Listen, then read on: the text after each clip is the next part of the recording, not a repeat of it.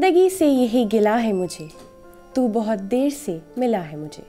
आदाब, आप देख रहे हैं आवाज़ द वॉइस और मैं हूं आपके साथ अमीना माजिद। हमारी हौसला अफजाई के लिए चैनल को सब्सक्राइब करना ना भूलें। शायर जब अपने कलम को दिल की गहराई में डुबो कर लिखता है तो उसके चाहने वाले उसे किसी एक सरहद तक सीमित नहीं रहने देते। ऐसे एक शायर थे अहमद फराज, जिन्होंने भारत पाकिस्तान दोनों की धरती पर रहने वाले लोगों के दिल पर राज किया। अहमद फराज का जन्म पाकिस्तान के नौशेरा शहर में 12 जनवरी 1931 को हुआ था।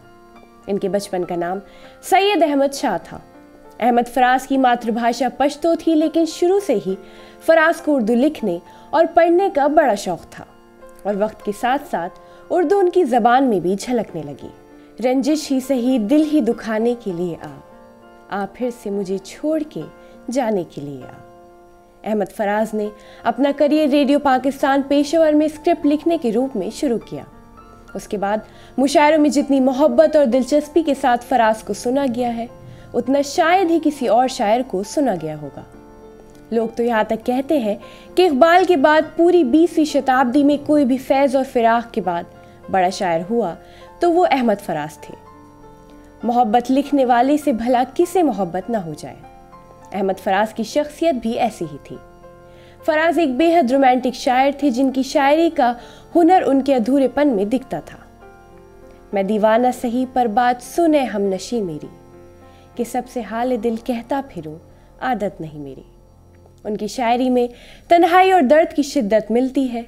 उन्होंने इश्क, मोहब्बत और महबूब से जुड़े हुए बारीकी एहसास को शायरी की जुबान दी। आग से दूर न हो दिल से उतर जाएगा, वक्त का क्या है गुजरता है गुजर जाएगा। अहमद फराज गज़ल के ऐसे शायर हैं जिन्होंने गज़ल को मशहूर बनाने का काम बखूबी किया है। अहमद फराज तक आते आते उर्दू गज़ल ने बहुत से उतार चढ़ाव देखे और जब फराज अपनी खूबसूरत शायरी के साथ सामने आए तो गज़ल को एक नया रुख दिया। अब कि हम बिछड़े तो शायद कभी ख्वाबों में मिले, जिस तरह सूखे हुए फूल किताबों में मिले। अहमद फराज ने 25 अगस्त 2008 को दुनिया को अलविदा कह दिया।